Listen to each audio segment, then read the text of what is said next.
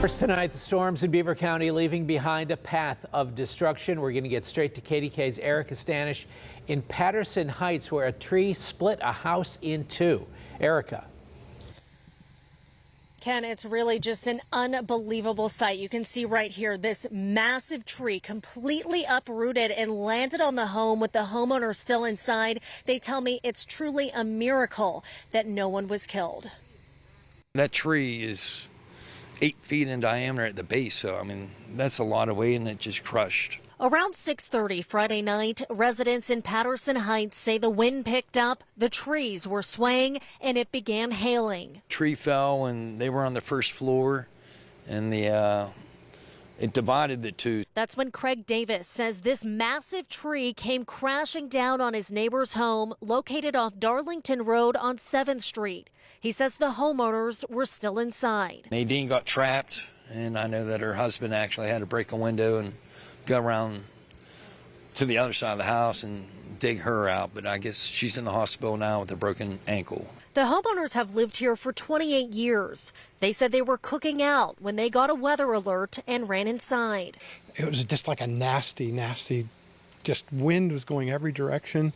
We were getting, lots of hail, wind, and I went and just checked around the house real quick. Everything was good. I came back in the living room, and about that time, I mean, the wind, it just took this, it just looked like this great big lift and drop.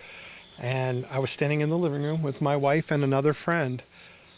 Tree came right down through the second story and the first story. The whole second story of the front came down into right where we were standing. He says it's a miracle no one was killed. But it's an oak. It's a mighty oak. It should not, it just didn't do it. So whatever the wind conditions were, something, I see, twist or did something to the tree that actually took it out of a normal pattern, and it came down, and it was absolutely like a worst nightmare scenario there.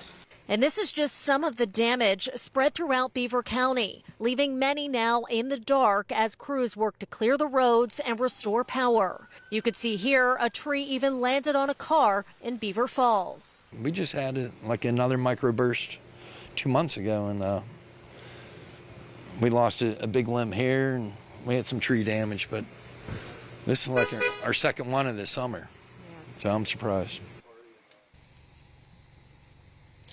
As you can imagine, very scary moments for this community. Some tell me they're still in shock. Now, you heard from the homeowner tonight. He says he's in pretty good spirits because his wife is doing okay, though she will need surgery.